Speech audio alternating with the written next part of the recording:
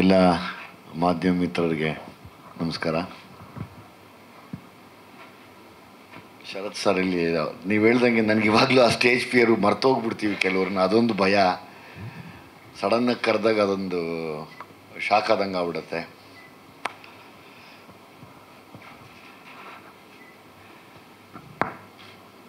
ಮೊದಲನೇದಾಗಿ ನಾನು ಡೈರೆಕ್ಟರ್ ಬಗ್ಗೆ ಮಾತಾಡ್ತೀನಿ. ನಾನಿವತ್ತು ಈ ಮಟ್ಟಕ್ಕೆ ಒಂದು ಲೆವೆಲ್ ಆಫ್ ಡಿಸಿಪ್ಲಿನ್ ಕಲ್ತಿದ್ದೀನಿ ಅಂದರೆ, ಒಂದು ಲೆವೆಲ್ ಅಲ್ಲ, ಡಿಸಿಪ್ಲಿನ್ ಕಲ್ತಿದ್ದೀನಿ ಅಂದರೆ ಅದು ಅವರು ಕೂಡ ಅದಕ್ಕೆ ಸಾಕ್ಷಿಯಾಗಿ ನಿಂತು ನನಗೆ ಅದನ್ನು ಹೇಳ್ಕೊಟ್ಟಿದ್ದಾರೆ. ಸೊ ಹಂಗಾಗಿ ಅವ್ರು ಕರೆದಾಗ ಪಾತ್ರ ಮಾಡು ಅಂದಾಗ ನಾನು ಯಾವತ್ತೂ ಬಿಟ್ಕೊಡಲ್ಲ, ಓಡೋಗಿ ನಿಂತ್ಕೋತೀನಿ. ನಾನು ಎಸ್ ನಾರಾಯಣ್ ಸಾರು, MS ರಮೇಶ್ ಸಾರು, ಓಂ ಪ್ರಕಾಶ್ ಸಾರು, ಅವರೆಲ್ಲ ಆ ಒಂದು ರವಿ ಶ್ರೀವತ್ಸ ಅವರೆಲ್ಲ ಅವರೊಂದು ಕ್ಯಾಟಗರಿ ಆಫ್ ಮಾಸ್ ಆದರೆ ಇವರೊಂದು ಕ್ಯಾಟಗರಿ ಆಫ್ ಕ್ಲಾಸ್ ಇವರು. ಸೊ ಹಂಗಾಗಿ ಅವರ ಡಿಸಿಪ್ಲಿನ ನಾನು ಇವತ್ತಿಗೂ ಕೂಡ ಬೆಳಗ್ಗೆ ಎದ್ದು 7 ಗಂಟೆ 7:30 ಒಳಗಡೆ ಒಂದು ಫಸ್ಟ್ ಶಾಟ್ ತೆಗಿಬೇಕು ಅಂದರೆ ಅದಕ್ಕೆ ಅವರೇ ಕಾರಣ. ಈ ಸಿನಿಮಾ ಮಾಡೋ ಉದ್ದೇಶನೇ ಒಂದಿತ್ತು, ಏನಂದರೆ ಸಿನಿಮಾ ಬಹುಶಃ ಬಂದಮೇಲೆ ಗೊತ್ತಾಗ್ಬೋದು ಯಾಕಿದನ್ನು ಇಷ್ಟೆಲ್ಲ ಮಾತಾಡಿದ್ರು ಅಂತ. ಇವತ್ತಿನ ಯುವ ಪೀಳಿಗೆ ಏನು ಈ ಫೋನು, ಇಂಟರ್ನೆಟ್ಟು, ಸೈಬರ್ ಕ್ರೈಮು ಇದರ ಮಧ್ಯೆ ತಾವೇ ಎಲ್ಲೋ ತಗಲಾಕೊಂಡು ಲೈಫ್ನ ಹಾಳು ಮಾಡ್ಕೋತಾ ಇರೋವಂಥ ಒಂದು ವಿಶೇಷವಾದ ವಿಷಯನ ತುಂಬ ಸೂಕ್ಷ್ಮ ರೀತಿಯಲ್ಲಿ ಹೇಳುವಂಥ ಒಂದು ತುಂಬ ಒಳ್ಳೆ ಕತೆ ಇದು. ಹಂಗಾಗಿ ನಾನು ಸಾರ್ ಹೇಳಿದಾಗ ನನಗಿಷ್ಟ ಆಯಿತು. ಯಾಕೆಂದರೆ ನನ್ನ ಪಾತ್ರನ ಅವರು ಅಷ್ಟೇ ಅಚ್ಚುಕಟ್ಟಾಗಿ ನೀಟಾಗಿ ಕರ್ಕೊಂಡೋಗಿ ಅದಕ್ಕೆ ಎಷ್ಟು ನ್ಯಾಯ ಸಿಗಬೇಕೋ ಅಷ್ಟು ನ್ಯಾಯ ಸಿಗಿಸಿದ್ದಾರೆ. ಹಂಗಾಗಿ ನಿಮಗೆ ಹ್ಯಾಟ್ಸ್ ಆಫ್. ನಾನು ಯಾವಾಗಲೂ ನಿಮ್ಮ ಕೈಯಲ್ಲಿ ಒಂದು ಪಾತ್ರ ಅಂತ ಕೊಟ್ಟರೆ ಅದನ್ನು ತುಂಬ ಚೆನ್ನಾಗಿ ಮುದ್ದಾಗಿ ರೆಡಿ ಮಾಡ್ತೀರಾ. ಹಂಗಾಗಿ ನಾನು ಯಾವಾಗಲೂ ನಿಮ್ಮ ಸ್ಟೈಲ್ ಆಫ್ ವರ್ಕ್ಗೆ ಚಿರಋಣಿ ಆಗಿರ್ತೀನಿ. ನಿಮಗೆ ತುಂಬ ಒಳ್ಳೆಯದಾಗಲಿ. ನಾನು ತುಂಬ ಚಿಕ್ಕವನಾದರೂ ಕೇಳ್ಕೊತೀನಿ.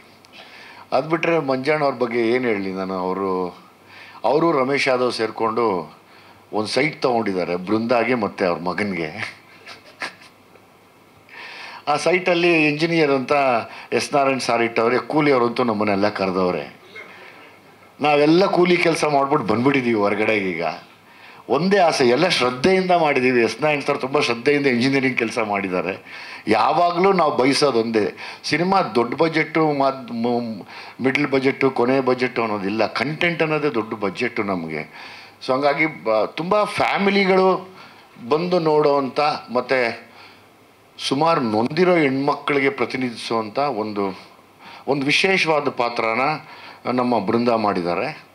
ಅದಕ್ಕೆ ಹೇಳ್ಬೋದಲ್ವ, ತೊಂದರೆ ಇಲ್ಲ ಅಣ್ಣ. ಅದಕ್ಕೆ ಹೋಲುವಂಥ ಒಂದು ಹೀರೋ ಪಾತ್ರ ಅಂದರೆ ಒಬ್ಬ ಪ್ರೀತಿ ಮಾಡೋ ಹುಡುಗ ಹೇಗೆಲ್ಲ ಪ್ರೀತಿ ಮಾಡ್ತಾನೆ ಆನೆಸ್ಟಾಗಿ ಅನ್ನೋದಕ್ಕೆ ಈಗಾಗಲೇ ನಾನು ಸಾಂಗಲ್ಲಿ ನೋಡಿದೆ. ಆತನ ಫ್ಲೆಕ್ಸಿಬಿಲಿಟಿ ಆಗ್ಬೋದು, ಆತನ ಇದಾಗ್ಬೋದು, ಆ್ಯಕ್ಟಿಂಗ್ ನಾನಿಂದ ನೋಡಿಲ್ಲ, ನೋಡ್ತೀನಿ. ಯಾಕಂದರೆ ಎಸ್ ನಾರಾಯಣ್ ಸರ್ ಕೈ ಇಟ್ಟ ಮೇಲೆ ಒಂದು ಮಟ್ಟಕ್ಕೆ ತಟ್ಟಿರ್ತಾರೆ, ಬಿಟ್ಟಿರಲ್ಲ ನಿನ್ನ. ಬಹುಶಃ ನೆಕ್ಸ್ಟ್ ಸಿನಿಮಾಗೆ ಇನ್ನೂ ಇಂಪ್ರೂವ್ ಆಗಿಬಿಟ್ಟಿರ್ತೀಯ. ಸೊ ಹಂಗಾಗಿ ಅದನ್ನು ನಾನು ತುಂಬ ಇಷ್ಟಪಡ್ತೀನಿ. ಆಮೇಲೆ ಅದೇ ಮಾಮೂಲಿ ಇವರು ನಮ್ಮ ಮಂಜಣ್ಣ ಅವ್ರದ್ದು ಏನಿಲ್ಲ, ಒಂದು ಸೈಟ್ ತೊಗೊಂಡ್ರು, ಅದಪ್ಪ GPನ ರಿಜಿಸ್ಟರ್ ಮಾಡಿಕೊಟ್ಟಿದ್ದಾರೆ, ಕರೆಕ್ಟಾಗಿ ಹೇಳೋದನ್ನು. ಶರತ್ ಸಾರು ನಾನು ತುಂಬ ವರ್ಷ ಎಲ್ಲ ಒಬ್ರಿಗೊಬ್ರು ನೋಡ್ತಿದ್ರಿ. ಬಟ್ ಈ ಸಿನಿಮಾ ಮತ್ತು ನನ್ನ ಲ್ಯಾಂಡ್ ಲಾರ್ಡ್ ಸಿನಿಮಾಲಿ ತುಂಬ ಹತ್ರಕ್ಕೆ ಮಾತಾಡಿ ಒಂದಷ್ಟು ಮರೆಯೋಕ್ಕಾಗದಿರೋಂಥ ವಿಷಯಗಳನ್ನ ಮಾತಾಡಿದ್ದೀವಿ. ಒಂದು ಒಳ್ಳೆ ಸ್ನೇಹ ಕೂಡ ತುಂಬ ದೊಡ್ಡ ಮಟ್ಟಿಗೆ ಬೆಳೀತು. ಅವ್ರನ್ನೆಲ್ಲ ನೋಡಿ ನಾವು ಬೆಳೆದವ್ರು. ನಾನು ಅವ್ರಿಗೆ ಸಿಕ್ಕಿದಾಗ ಹೇಳಿದೆ, ಸರ್ ನಿಮ್ಮ ರಾಜದೂತ್ ಬೈಕಲ್ಲಿ ನೀವು 4 ಬ್ಲ್ಯಾಕ್ ಕಾಂಪ್ಲೆಕ್ಸಲ್ಲಿ ಇವಾಗೆಲ್ಲ ಹೊಡೆದಾಕ್ಬಿಟ್ಟಿದ್ದಾರೆ ಆ ಏರಿಯಾ ಎಲ್ಲನೂ. ಅಲ್ಲಿ ಒಂದು ಹೆಲ್ಮೆಟ್ ಇಟ್ಕೊಂಡು ಹೈಟಿಗೆ ಸುಮ್ಮನೆ ಹಂಗೆ ನಡ್ಕೊಂಡು ಬರ್ತಿದ್ರೆ ಅವ್ರನ್ನ ನೋಡಿದ್ರೆ ಭಯ ಬೀಳೋರು. ಹಂಗಿತ್ತು ಘಟ. ಅದು ಇವತ್ತು ಹಂಗೆ ಇದ್ದಾರೆ. ಅವತ್ತಿಂದ ನಾವು ಅವ್ರನ್ನ ನೋಡ್ತಾ ಬಂದಿದ್ದೀವಿ.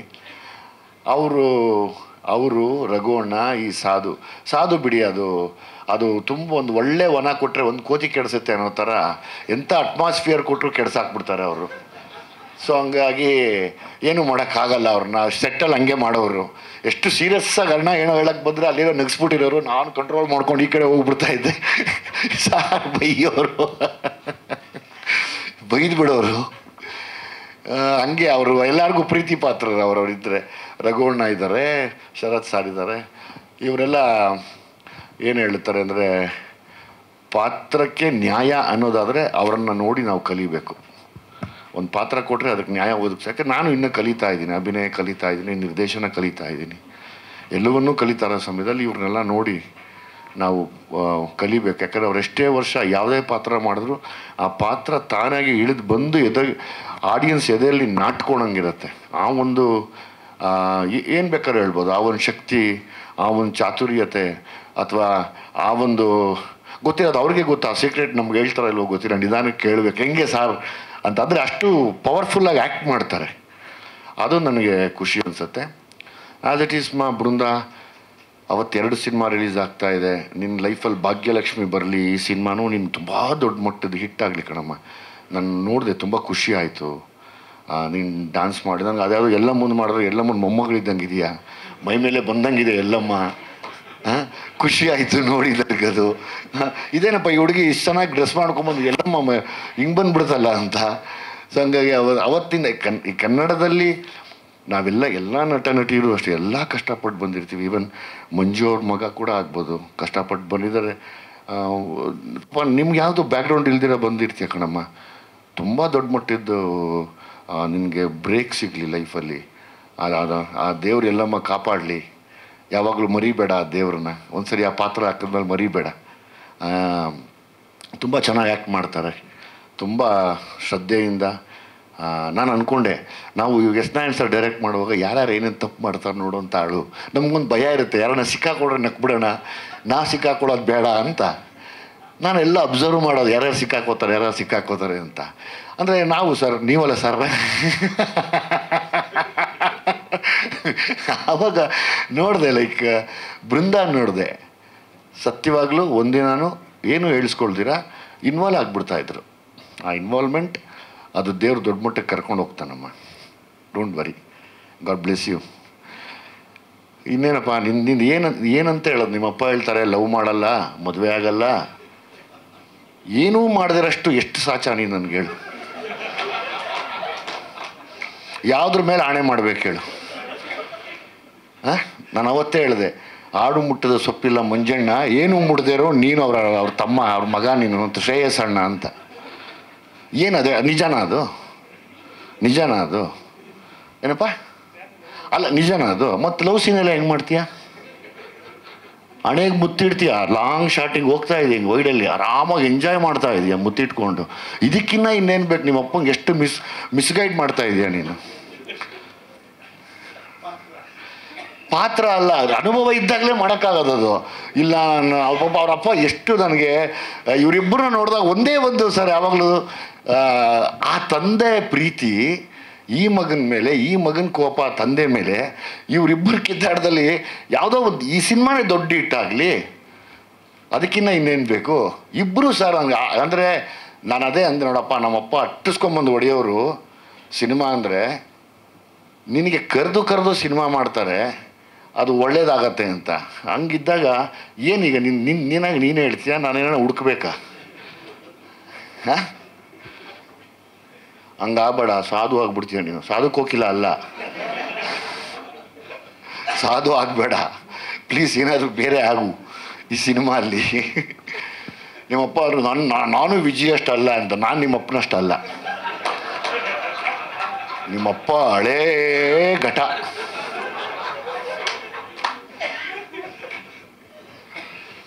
ಆಯಿತಾ? ನಿಂದು ಹುಡ್ಕೋಣ, ನೀನು ಅಕ್ಕಪಕ್ಕದವ್ರು ಯಾರನ್ನ ವಿಚಾರಿಸ್ತೀನಿ, ಏನಪ್ಪ ಕತೆ ಅಣ್ಣಂದು, ಆಲ್ರೆಡಿ ಗೋಲ್ ಗುಂಬಸ್ ಥರ ಇಷ್ಟುದ್ದ ಅವನೇ, ಏನು ಕತೆ ಅಂತ. ಬಹುಶಃ ಈ ಸಿನಿಮಾ ನನ್ನ ಒಂದು ರಿಕ್ವೆಸ್ಟ್ ಇದೆ, ಎಲ್ಲ ಮಾಧ್ಯಮದವರು ಒಂದ್ಸರಿ ಕೂತು ನೋಡಿ. ಅಂದರೆ ತುಂಬ ಒಂದು ಸೆನ್ಸಿಟಿವ್ ವಿಷಯನ ಇದರಲ್ಲಿ ಹೇಳಿದ್ದಾರೆ. ನಂದೊಂದು ಮುಖ್ಯ ಪಾತ್ರ ಕೊಟ್ಟಿದ್ದಾರೆ ಈ ಸಿನಿಮಾಗೆ. ಹೀರೋ ಮತ್ತು ಹೀರೋಯಿನ್ ಇವರು, ನಾನು ಹೀರೋ ಅಲ್ಲ, ನಾನೊಂದು ಪಾತ್ರ ಮಾಡಿದ್ದೀನಿ. ನಾನು ಈ ಸಿನಿಮಾನ ಯಾಕೆ ನೋಡಬೇಕು ಅಂದರೆ, ಸ್ಪೆಷಲಿ ಈಗ ಹೌದು ಸ್ಯಾಟರ್ಡೆ ಸಂಡೇ ನಾವು ಫ್ರೀ ಇದ್ದೀವಿ, ಶುಕ್ರವಾರ ಫ್ರೀ ಇದ್ದೀವಿ, ಸೋಮವಾರ ನಾನು ಫ್ರೀ ಇದ್ದೀನಿ ಅಂದರೆ ಪೇರೆಂಟ್ಸು ನೋಡ್ಬೋದು, ಯೂತ್ಸ್ ನೋಡ್ಬೋದು. ನಿಮ್ಮ ಮನೆಯಲ್ಲಿ ನಿಮ್ಮ ಮನೆ ಹೆಣ್ಮಕ್ಳಾಗ್ಬೋದು, ಸ್ನೇಹಿತರ ಹೆಣ್ಮಕ್ಳಾಗ್ಬೋದು, ಏನೇನು ಮಿಸ್ಗೈಡ್ ಆಗೋಕ್ಕೆ ಸಾಧ್ಯ ಅನ್ನೋದನ್ನು ನೋಡಿ ನಂದು ಒಂದು ರಿಕ್ವೆಸ್ಟ್ ಇದೆ ಅಣ್ಣ. ಎಲ್ಲದಕ್ಕೂ ಒಂದೊಂದು ಸೆಕ್ಯೂರಿಟಿ ಅನ್ನೋದಿದೆ. ಈ ಬಿಲೋ 18 ಮಕ್ಕಳಿಗೆ, ಗಂಡು ಮತ್ತು ಹೆಣ್ಮಕ್ಳಿಗೆ ಪೇರೆಂಟ್ಸ್ಗೆ ಒಂದು ಲೈಸೆನ್ಸ್ ಕೊಡಬೇಕು. ಅವ್ರ ಫೋನಲ್ಲಿ ಏನು ನಡೀತಿದೆ ಅದನ್ನು ನೋಡೋದಕ್ಕೆ. ನನ್ನ ಅನಿಸಿಕೆ ಅನಿಸಿದ್ದು ಅಂದರೆ ಬಿಲೋ 18 ಆದಮೇಲೆ ಅವರೇ ಕಾನೂನು ಪ್ರಕಾರ ನೀನು ಯಾರು ಅಂತಾರೆ. ಇವತ್ತು ಸರ್ಟಿಫಿಕೇಟ್ ತೋರಿಸ್ಬೇಕು, ನಿಮ್ಮಪ್ಪ ಅಂತ, ಆವಾಗ ಕರೆಕ್ಟು ಅಂತಾರೆ. ಇಲ್ಲಾಂದರೆ ಬಿಲೋ 18 ನಮ್ಮ ಹಿಡಿತದಲ್ಲಿದ್ದಾಗ ಈ ಸಿನಿಮಾ ನಾನು ಅಭಿನಯ ಮಾಡಿದ್ಮೇಲೆ ನನಗೆ ಮಾಡ್ತಾ ನನಗೊಂದು ಅನುಭವ ಆಗಿದ್ದು, 18 ವರ್ಷದ ಒಳಪಟ್ಟಿನ ಈ ಒಳಪಟ್ಟವ್ರಿಗೆ ಪೇರೆಂಟಲ್ ಗೈಡೆನ್ಸ್ ಅಂತ ಮಾನ್ಯ ಪೊಲೀಸ್ ಆಯುಕ್ತರಾಗ್ಬೋದು, ಹೋಮ್ ಮಿನಿಸ್ಟ್ರವರಾಗ್ಬೋದು, ಅಥವಾ ಪೊಲೀಸ್ ಕಮಿಷನರಾಗ್ಬೋದು, ಯೋಚನೆ ಮಾಡಿ ಕೊಟ್ಟರೆ ಒಂದು ಸ್ವಲ್ಪ ಈ ಮಕ್ಕಳಿಂದ ಕ್ರೈಮ್ ಆಗೋದಾಗಲಿ, ಮಕ್ಕಳು ಮಿಸ್ಗೈಡ್ ಆಗೋದಾಗಲಿ, ಅಥವಾ ಮಕ್ಕಳಿಗೆ ಅನ್ಯಾಯ ಆಗೋದಾಗಲಿ ಅದೆಲ್ಲ ತಪ್ಪುತ್ತೆ ಅನ್ನೋ ನನ್ನೊಂದು ಆಸೆ ಇದೆ. ಅದನ್ನು ಎಸ್ ನಾರಾಯಣ್ ಸರ್ ವೇದಿಕೆ ಮೇಲೆ ಬಂದ ಮೇಲೆ ಹೇಳಬೇಕು. ನಾನು ಪಾತ್ರ ಮಾಡ್ತಾ ಅನುಭವ ಆಗಿದ್ದು, ನನಗೆ ಕೊಟ್ಟಂಥ ಪಾತ್ರ ಮಾಡ್ತಿದ್ದೆ. ಈ ಹೀರೋ ಮತ್ತು ಹೀರೋಯಿನ್ಗೆ ಜೊತೆಯಲ್ಲಿ ನಿಂತಿದ್ದೆ, ಹಿಂಸೆ ಕೊಟ್ಕೊಂಡು.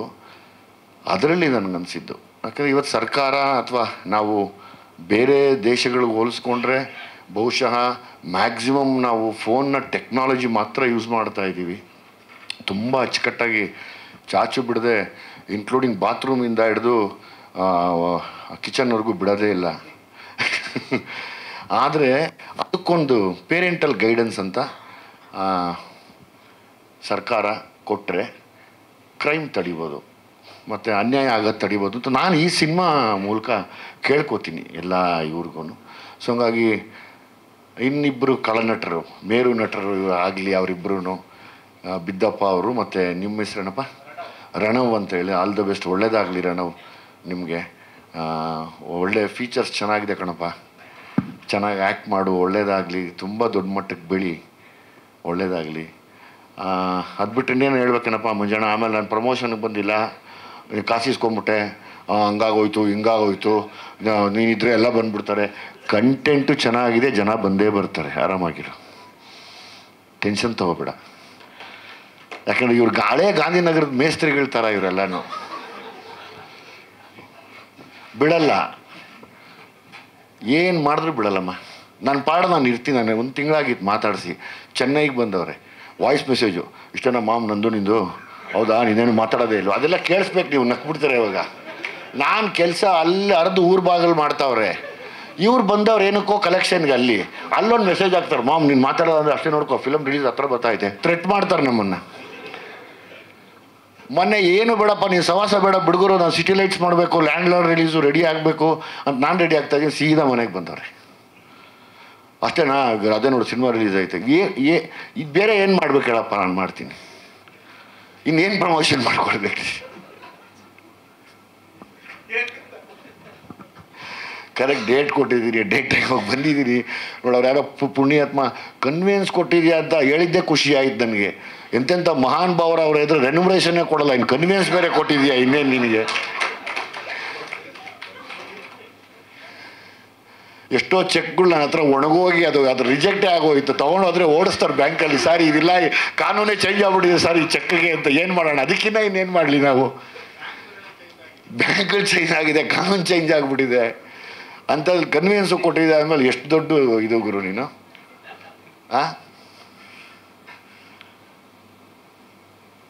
ಬೇರೆ ಏನು ಬೇಕು ರಮೇಶ್ ಯಾದವ್ ಅವರೇ? ಆ ಹುಡುಗ ತುಂಬ ಚೆನ್ನಾಗಿ ಹೇಳ್ದ. ಅವ್ರು ನೋಡಿದಾಗ ತೆಲುಗು ಸಿನಿಮಾ ಇಲ್ಲ, ತಮಿಳ್ ಸಿನಿಮಾ ಇಲ್ಲ, ಮಲಯಾಳಂ ಸಿನಿಮಾ ಇಲ್ಲ, ತುಂಬ ಚೆನ್ನಾಗಿ ಹೇಳ್ದ. ನಂಗೆ ಸಖತ್ ಖುಷಿ ಆಯ್ತು. ಎಷ್ಟು ಚೆನ್ನಾಗಿ ನೋಡಿ, ನನಗೆ ಶರತ್ ಸರ್ ಹೇಳ್ದಂಗೆ ಇವರಿಬ್ಬರು ಬಂದಾಗ ಎಷ್ಟು ಸ್ಪಾಂಟೇನಿಯಸ್ ಆಗಿ ಮಾತಾಡಿದ್ರು ಅಂದ್ರೆ ನಿಜವಾಗ್ಲೂ ನೀನಾಗಲಿ ನೀವಿಬ್ಬರೂ ತುಂಬ ಖುಷಿ ಆಯ್ತು. ನೀವು ಮಾತಾಡಿದ ಖುಷಿ ಆಯ್ತು, ನಿಮ್ಮ ಧೈರ್ಯ ಖುಷಿ ಆಯಿತು. ನಮ್ಗೆ ಇವಾಗಲೂ ಆ ಫಿಯರ್ ಇದೆ, ಇವಾಗಲೂ ಇದೆ ನಿಜವಾಗ್ಲೂ ಇದೆ. ನಾನು ಶರತ್ ಸರ್ ಹೇಳಿದ ಅದೇ ನಿಜ, ನಮಗೂ ಅದು ಇದೆ. ಒಂದೊಂದ್ಸರಿ ಯಾರು ಮರ್ತು ಹೋಗ್ಬಿಟ್ಟಿರ್ತೀವಿ, ಹಂಗೆ ಹೋಗ್ಬಿಟ್ಟಿರ್ತೀವಿ, ಗೊತ್ತೇ ಆಗಲ್ಲ. ಹಂಗೆ ನೀನು ಕನ್ವಿನ್ಸ್ ಕೊಟ್ಟಿರೋದಕ್ಕೆ ನಾನು ತುಂಬ ಆಭಾರಿ ಆಗಿದ್ದೀನಪ್ಪ. ದೇವರಾಣೆ ಗಾಂಧಿನಗರದಲ್ಲಿ ನಾನು ಎಷ್ಟೋ ದಿವಸ ಆಗಿತ್ತಪ್ಪ ಡಬ್ಬಿಂಗ್ ಕನ್ವೀನಿಯನ್ಸ್ ಕೊಟ್ಟರು ಅಂತ. ನಿಜವಾಗ್ಲೂ ಸುಳ್ಳಲ್ಲ. ನಾನು ನಿಮ್ಮ ಸುರೇಶ್ನ ಮೆಚ್ಕೋಬೇಕು. ಎಲ್ಲೋದ್ರು ನಿಮ್ಮ ಸುರೇಶ್ ಏನು ಆನೆಸ್ಟಾಗಿ ವರ್ಕ್ ಮಾಡ್ತಾರೆ ಆ ಮನುಷ್ಯ. ನಿಜವಾಗ್ಲೂ ಅಬ್ಬಾ 24 ಗಂಟೆನೂ ಬೆಂಡೆತ್ತಿ ಬಿದ್ದೋಗಿರ್ತಾನೆ ಆ ವ್ಯಕ್ತಿ ಸರ್, ನಮ್ಮ ಸುರೇಶ್. ಅಷ್ಟು ನನಗೆ ಪ್ರೀತಿ ಪಾತ್ರ. ಈಗ ಮಂಜಣ್ಣ ಕೆಟ್ಟದ್ದು ಮಾಡಿದ್ರು ಕರೆಕ್ಟು ಅಂತಾರೆ, ಒಳ್ಳೇದು ಮಾಡಿದ್ರು ಕರೆಕ್ಟು ಅಂತಾರೆ. ನಂಗೆ ಅದೇ ಖುಷಿ. ಅಲ್ಲ, ನೀನು ಮಾಡಿದಾಗ ಬಿಟ್ಕೊಡಲ್ಲ, ಒಳ್ಳೇದು ಮಾಡಿದಾಗಲೂ ಬಿಟ್ಕೊಟ್ಟಿಲ್ಲ. ಇದೆಲ್ಲ ಮಧ್ಯೆ ನನ್ನ ಆಸೆ ಒಂದೇ, ಒಳ್ಳೆ ವಿಷಯಗಳು. ಅಂದರೆ ಈಗ ಹೌದು, ಕೆಲವರಿಗೆ ಕೆಲವು ಸಿನಿಮಾ ಇಷ್ಟ ಆಗಲ್ಲ, ತೊಂದರೆ ಇಲ್ಲ. ಆದರೆ ಕೆಲವು ಸಿನಿಮಾಗಳಲ್ಲಿ ಒಳ್ಳೆ ವಿಷಯ ಕೂಡ ಇರುತ್ತೆ. ಅದು ಯಾರನ್ನೂ ತೊಂದರೆ ಮಾಡಲ್ಲ, ಸೀದಾ ಮನಸ್ಸಲ್ಲಿ ಹೋಗಿ ಮುಟ್ಟುತ್ತೆ. ಆ ಥರದ್ದು ಸುಮಾರು ಸಿನಿಮಾಗಳು ಬರ್ತಿರುತ್ತೆ. ಆ ಥರದ್ದು ತುಂಬ ಒಂದು ಒಳ್ಳೆ ವಿಷಯ ಇಟ್ಕೊಂಡು ಮಾಡಿರುವಂಥ ಮಾರುತ ಅನ್ನೋ ಸಿನಿಮಾ. ನನಗೆ ಕೋಪ ಬಂದ್ಬಿಟ್ಟಿತ್ತು ಸರ್, ನಾನು ಹೀರೋ ಅಲ್ಲ ಸರ್. ಇವತ್ತು ಅವರೇ ಹೇಳಿದ್ರು ಹೀರೋಯಿನ್ ಹಿಡಿದು ಅಪ್ಪ ಸಾಂಗ್ ಹಾಕಿದ್ಮೇಲೆ ನಾನು ಗೆದ್ದೆ ಅಂತ ಅನಿಸ್ತು.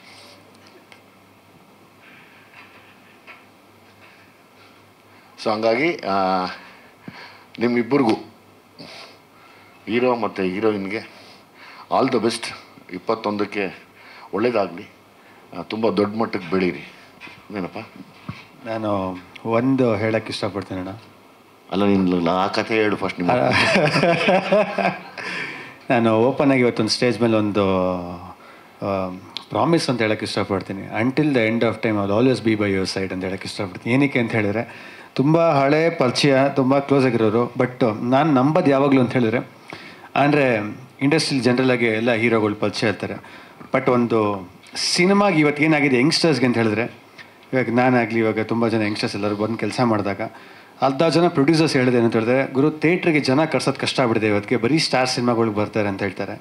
ಸೊ ಹಂಗಿದ್ದಾಗ ಒಂದು ಒಳ್ಳೆ ಕತೆ ಮಾಡಿದಾಗ, ಒಂದು ಒಳ್ಳೆ ಆ ಕತೆಗೆ ಒಂದು ಪಿಲ್ಲರಾಗಿ ಬಂದು ನಿಂತು ನೀವು ಮಾಡಿದಾಗ ತುಂಬ ಹೆಲ್ಪ್ ಆಗುತ್ತೆ. ಯಾಕಂದರೆ ಯಂಗ್ಸ್ಟರ್ಸ್ಗೆ, ಸಿನಿಮಾ ಮಾಡೋರಿಗೆ ಒಂದು ಅವಕಾಶ ಸಿಕ್ಕಿದಾಗ, ಈ ಥರ ಒಂದು ಪ್ಲ್ಯಾಟ್ಫಾರ್ಮ್, ಒಂದು ದೊಡ್ಡ ಸ್ಟಾರ್ ಕ್ಯಾಸ್ಟ್ ಇದ್ದಾಗ ಜನ ಬಂದು ನೋಡೋಂಥ ಒಂದು ಫುಟ್ಫಾಲ್ಸ್ ಜಾಸ್ತಿ ಆಗುತ್ತೆ. ನನ್ನ ಲೈಫಲ್ಲಿ ಈ ಥರ ಮಾಡಿದ್ದಕ್ಕೆ ನಾನು ಖಂಡಿತ ಅದಕ್ಕೆ ಫಸ್ಟ್ ಅದೇ ಹೇಳಿದ್ದು. ಫಸ್ಟು ಎಸ್ ನಾರಾಯಣ್ ಸಾರು, ಆಮೇಲೆ ನಿಮ್ಮ ಫಾದರು, ಅವ್ರನ್ನೂ ನಾವು ಬಿಟ್ಕೊಡಲ್ಲ, ನಿಮ್ಮ ಅಪ್ಪನೂ ನಾವು ಬಿಟ್ಕೊಟ್ಟಿಲ್ಲ. ಅವ್ರು ಯಾವಾಗ ಕರೆದ್ರೂ ಓಡೋಗ್ತೀವಿ ಎಸ್ ನಾರಾಯಣ್ ಸಾರು. Thank you. ಕಾಲನೂ ಹಿಂಗೆ ಇರಲ್ಲ, ಎಲ್ಲ ಬದಲಾಗುತ್ತೆ. ಅದನ್ನ ನೋಡ್ತೀವಿ, ಖುಷಿ ಪಡ್ತೀವಿ, ಎಲ್ಲ ಎಂಜಾಯ್ ಮಾಡ್ತೀವಿ. ಈ ಮಧ್ಯೆ ನೀನು ಏನನ್ನ ತಪ್ಪು ಮಾಡಿದರೆ ಓಪನ್ ಆಗಿ ಕ್ಷಮೆ ಕೇಳ್ಕೊ. ಇದೆಲ್ಲ ಸೊ ನೀವು ಹೇಳಿದ್ದು, ಸೊ ನಾನು ನೀವು ದೊಡ್ಡವ್ರು ಹೇಳ್ದಂಗೆ ಒಂದೇ ಒಂದು ಮಾತು. ಸೊ ತಪ್ಪು ಅನ್ನೋಕ್ಕಿಂತ ಏನು ಹೆಚ್ಚಾಗಿ ಅಂತ ಹೇಳಿದ್ರೆ, ನನ್ನ ಕಡೆ ಅವರಿಂದ ಯಾರು ತಿಳಿದರೆ, ನನಗೆ ತಿಳಿದರೆ ಒಂದು ಏನಾರು ಹರ್ಟ್ ಮಾಡಿದರೆ ಟೀಮ್ ಅವ್ರಿಗೆ ಯಾರಿಗಾರ, ನನ್ನ ಕಡೆಯಿಂದ ರಿಯಲಿ ಸಾರಿ. ಇಂಟೆನ್ಷನ್ ಖಂಡಿತ ಯಾವುದೋ ರಾಂಗ್ ಆಗಿಲ್ಲ. ಒಳ್ಳೆ ಸಿನಿಮಾ ಮಾಡಬೇಕು, ಒಳ್ಳೆ ಸಿನಿಮಾಗೋಸ್ಕರ ಒದ್ದಾಟ ಇರುತ್ತೆ. ಅದು ಬಿಟ್ಟರೆ ಬೇರೆ ಯಾರಿಗೂ ಹರ್ಟ್ ಮಾಡೋ ಕೆಲಸ ಇಲ್ಲಪ್ಪ. ಚಿಕ್ಕವ್ರು ಹೇಳಿದ್ರೆ ಪ್ರೀತಿಯಿಂದ ಹೇಳಿರ್ತಾರೆ, ತುಂಬ ದೊಡ್ಡವ್ರು ಹೇಳಿದ್ರೆ ಆಶೀರ್ವಾದಕ್ಕೆ ಹೇಳಿರ್ತಾರೆ. ತಿದ್ಕೋಬೇಕಷ್ಟೇ. ಬರ್ತೀನಿ. Thank you very much. ಎಲ್ಲರಿಗೂ ಒಳ್ಳೆಯದಾಗಲಿ.